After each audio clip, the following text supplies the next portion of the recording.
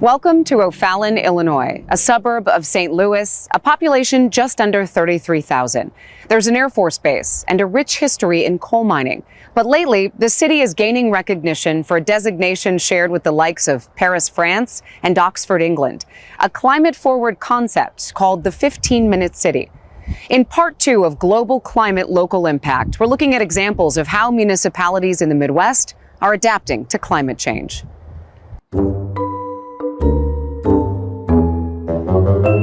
It's small town living, and yet everything that you need is here. How long have you lived in O'Fallon? All my life. I do like that it's close to everything. A lot to do, a lot of trails, a lot of walking, a lot of parks. Everything's within range of what you need. I think the thing about O'Fallon is what it has developed into. It came from basically a railroad and mining and farming community, and it has transformed itself into a medical and retail center for Southern Illinois, and has developed into the fastest growing community in Southern Illinois. My name is Herb Roach. I'm the mayor of the city of O'Fallon, Illinois. I guess we bugged the community for about 6 generations. My great-great-grandfather started the first family business back in the 1860s, and Route 50 was a mud road at that time. What is a 15-minute city? The 15-minute city was brought about by saying, okay, we have some very nice residential areas, but we'd also like to have some of our businesses within walking or bicycling areas to our community, so that commuters don't have to get into a car. So really everything you could need is here? That's what we're working towards, yes. Cities should be designed or redesigned so that within the distance of a 15-minute walk or bike ride, people should be able to live the essence of what constitutes the urban experience. To access work, housing, food, health, education, culture, and leisure. As you're growing, you're trying to keep sustainability in mind with this master plan and with your 15-minute city designation. Why is that so important? How do we handle, like if you get a 4.5, 5-inch rain in an hour's time, how does our stormwater handle it? You know, 40 years ago, people didn't think much about stormwater planning. Now we build more into our stormwater, and we continue to develop further so that we can handle things like that. How is the construction of our homes? How do they need to change as we see changes in the climate?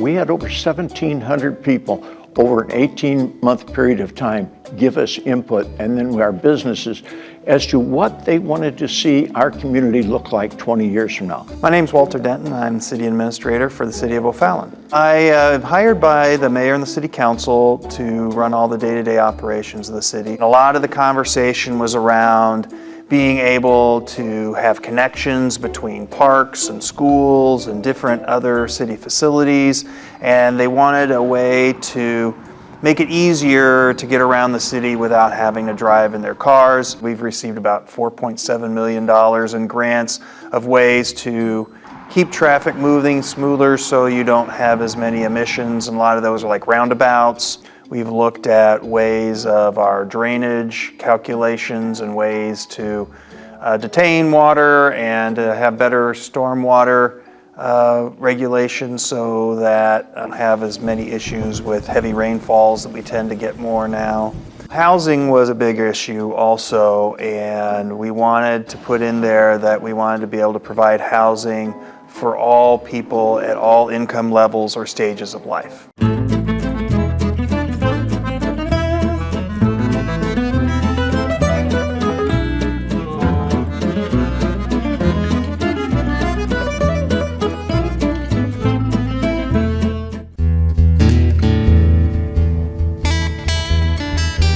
I think there is a byproduct of a 15-minute city where if people don't drive as much, then you won't have as many emissions. So you're proud of the progress thus far, but still some work So to do? So far, it's still early. So we're hoping that we'll see some more of that coming in the future, but we're encouraged. Do you think this model could be shared with others? Do you think other towns and cities will pick up on this idea after seeing what you've done?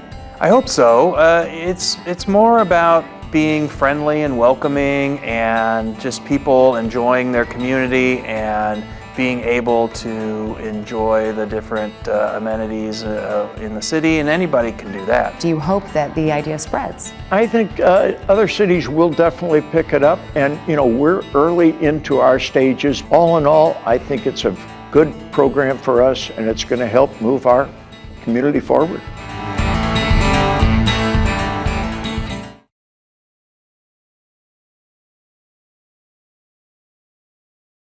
In Evanston, the population is just under 78,000, a bustling small city. The suburban college town with a diverse population is a leader in climate policies. The concepts are driven by the community, according to the mayor, who calls climate action a top priority. Here's how Evanston is fighting and preparing for the impacts of climate change.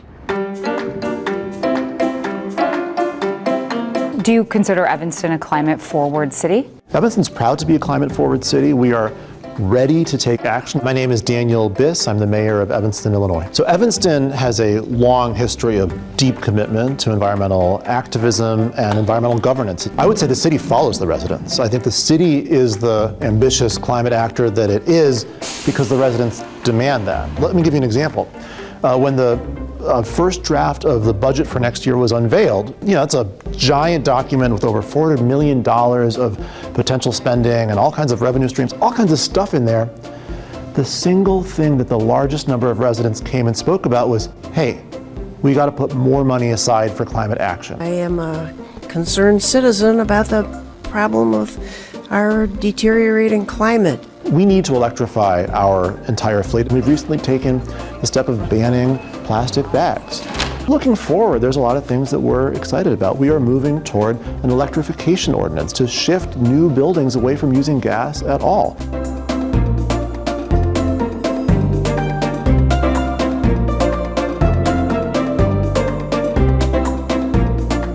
That plan is separated into two parts. The first half focuses on mitigation, so that's reducing our reliance on fossil fuels, and the other half is focused on resilience, which includes concepts like environmental justice. My name is Kara Pratt. I'm the City of Evanston's Sustainability and Resilience Manager. How are you trying to reduce your carbon footprint? By promoting electrification, whether it's building electrification, which includes energy efficiency measures and reducing our reliance on natural gas, and also things like vehicle electrification, so focusing on electrifying our municipal fleet, promoting electrification for our public transit entities, and also continuing to promote pedestrian access and public transit and biking. So this year, the City of Evanston went from 1 electric vehicle to 12 electric vehicles, and just this year we installed our first chargers that are just for the city's use for our municipal fleet. The project I'm most proud of in the past 2 years is our one-stop shop model for affordable housing retrofits,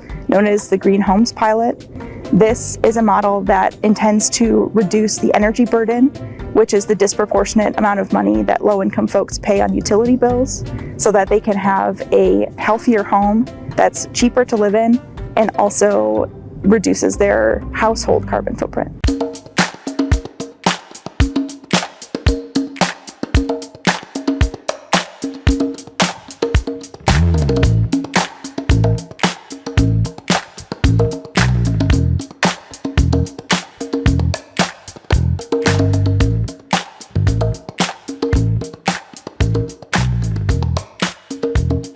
What are some of the other projects Evanston is working on currently and toward in the near future to become more climate friendly? Promoting a circular economy is really important to our residents, and so originally that concept was deemed as zero waste, and now we refer to it more as circularity. And so our partners at the Evanston Public Library have a program where folks can bring in any broken items at home and have people fix them. Recently we have a ban on plastic bags, as well as a tax in some of our bigger stores on any single-use bag so that the community can be aware of some of the wasteful tendencies that are inherent in our society. How are you trying to be more resilient?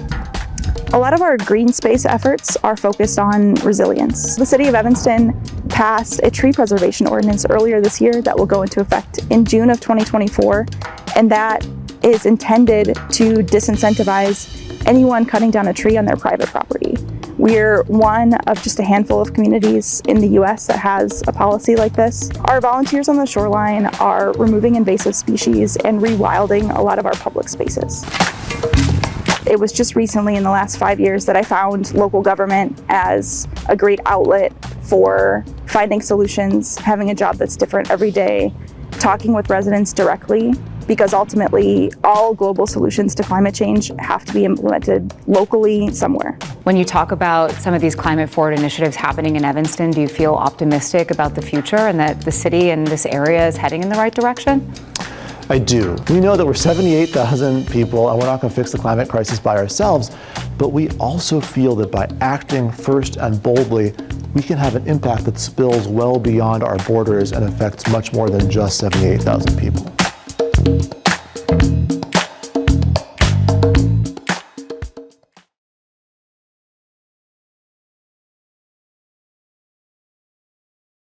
Solar is the name of the game here in the fourth largest city in the state. Naperville is working toward cutting electricity consumption and harnessing the power of the sun. There's a big focus on getting the community involved in climate action in unique ways. Here's a closer look at Naperville's sustainability plan. The city of Naperville does have some strong foundations of making investments in sustainability and renewable energy. My role was just created 2 years ago as the first sustainability full-time role. There's just been increasing interest and kind of voices raised in the community wanting to see a more kind of cohesive, holistic way of approaching the environment and sustainability and climate change in general. The persistence of our community members who care about this stuff and have let their elected officials know.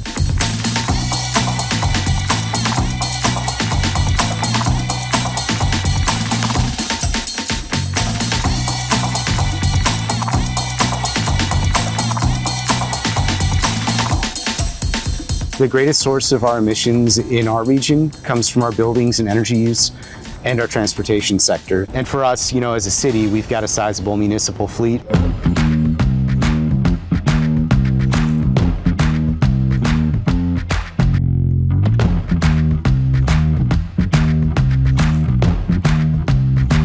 Updating our furnaces and boilers to be as efficient as possible and updating our lighting to be more energy efficient. So it's really kind of an entire system approach. We are in JC's park behind the municipal center. This is one of 3 of our larger facilities that has a decent sized solar installation on it. The energy produced on this roof is used by this building, which then reduces the need for us to pull electricity from the grid. It's also being used in this park, which is equipped with LED lighting for the nighttime, also wireless internet. Solar is a big thing for us. Naperville is pretty built out right now, so we don't have room for big wind farms or things like that, but we do have roofs and other areas where we can harness the sun's energy. Across Naperville, we have over 600 individual solar installations. We'd like to continue to grow our solar footprint.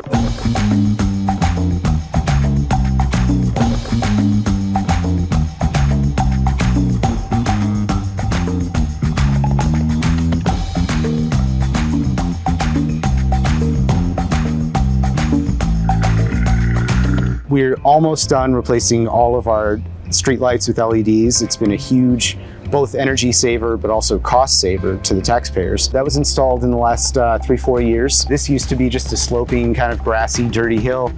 And the city worked with the Naperville JCs to turn this into the park that it is now, to try and make it a more usable place that welcomed people in, and also to try and be responsible with our management of stormwater and rainwater. If we want to make a big impact, we've got to try and engage with the whole community. So by offering our incentive programs, and it goes beyond solar.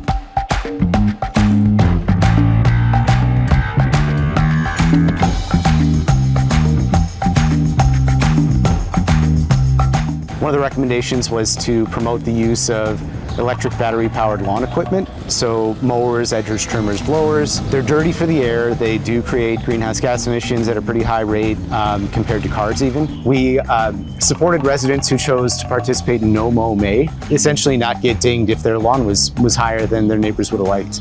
And so the point of that is really to support pollinators in the early season so that they can have the food they need. We're trying to reduce waste in the system while we then work with our power providers to make the generation mix cleaner going forward. Brian Groth, Electric Utility Director for the City of Naperville. We have about 62,000 customers that we serve with a peak demand of about 350 megawatts. What is your role as the utility in the sustainability work plan in the City of Naperville? We have a lot of sustainability efforts within the utility. We were one of the first utilities in the nation to deploy a conservation voltage reduction system. What that system does is it uses our smart meters out in the field and allows us to optimize voltage to our customers so we're not providing too much voltage or too little voltage, and then in turn there's transparent energy savings to our customers. Our smart grid was something that we started, like I said, in 2010 with a DOE, Department of Energy grant. We replaced all of our electromechanical and our older style meters out in the field, and so now we have all of this meter data, and we use that to make decisions. We understand, is a transformer overloaded? Is it going to be overloaded? Are we not serving our customers at the proper voltage? We have implemented a refurbishing program. So in the past, we would typically retire or recycle equipment that was rusted out or had failed in service. Now we have a program where we refurbish those transformers, refurbish those switchgear, take them apart, use pieces and parts, put them back together, and then not all of that stuff ends up in a landfill or a recycler. Do you think it would surprise people to hear how many of these climate-forward concepts and policies are happening in the City of Naperville? I think it would. We are always looking for ways to reduce electric consumption. Would you say Naperville is on the forefront of sustainability and addressing climate change? I think different communities move at different paces, so I think we're ahead of some of our peers in many ways. We're probably lagging in other ways. Naperville is a tremendous opportunity to make an impact and provide for a better future here.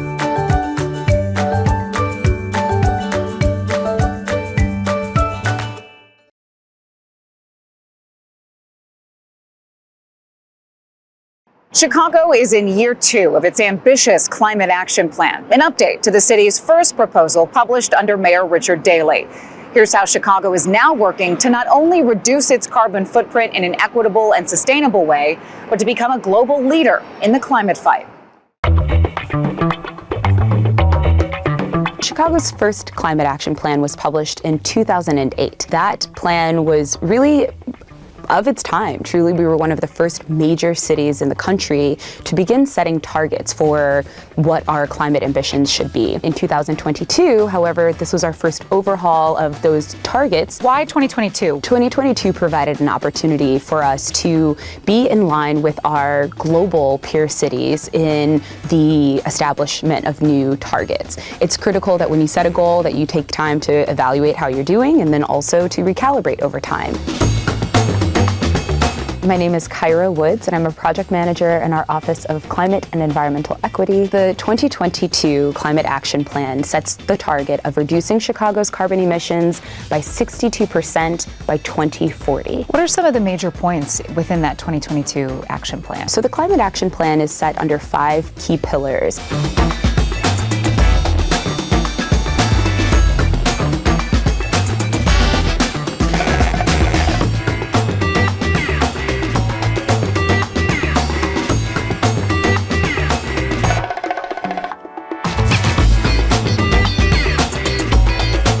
The Climate Action Plan really is a tool and a policy setting document to clearly say, here's how we're going to reduce our carbon emissions as a city. But how can we ensure that the benefits of those reductions are experienced by all Chicagoans? We know that there's a geographic concern based on proximity to certain points of pollution, but we also know that there is a conversation about demographics and who is most exposed to certain pollutions. Yes, we want to reduce our emissions, but we're doing that for a purpose.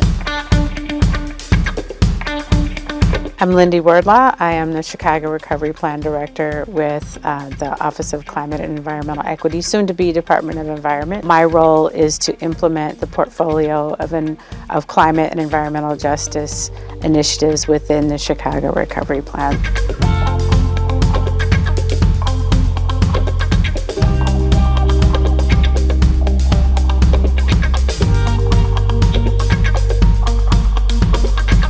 The larger Chicago Recovery Plan is funded by two sources. The American Recovery Plan Act dollars, so federal dollars, as well as bond issued dollars by the city. So the city combined those two for a $1.2 billion investment. What's happening in Chicago? Kind of divided into four categories.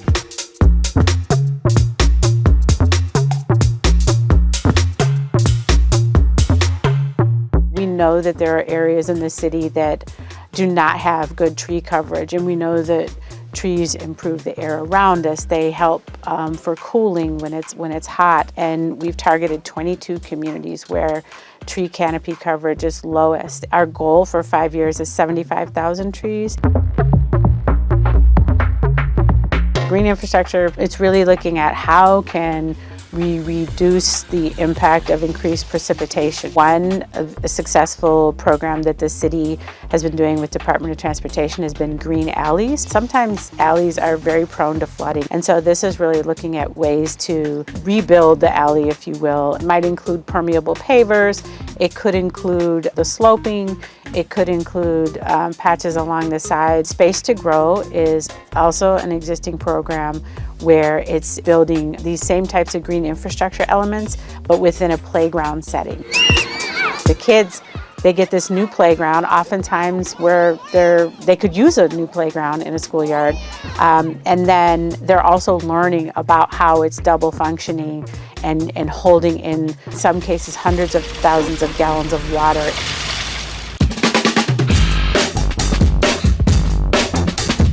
Close to 20% of households in Chicago are energy burdened, which means that they pay a significantly higher percentage of their incomes on energy. Really looking to target homes in those areas, use less gas in homes, increase our electricity where that can be offset by cleaner energy sources. That is a $15 million investment. The actual program is going to be retrofitting homes, making sure that these homes are weatherized, have insulation, and that they're sealed properly. The Climate Infrastructure Fund is the city's first go at giving grants out to small businesses and nonprofit organizations for climate-related activities.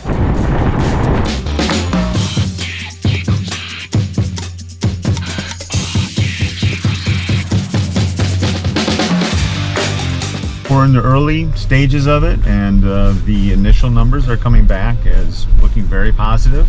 We're going to continue expanding the program. We have over 200 EVs right now, and this year we're really focusing on getting more charging stations installed. How do you feel about the city's progress thus far? What's been done and what's still to come? I think things have changed. I think if you are not talking about climate, you're not planning for the future. I'm encouraged. I know that the global space is also encouraged by having a city like Chicago motivated in the front of moving this work forward.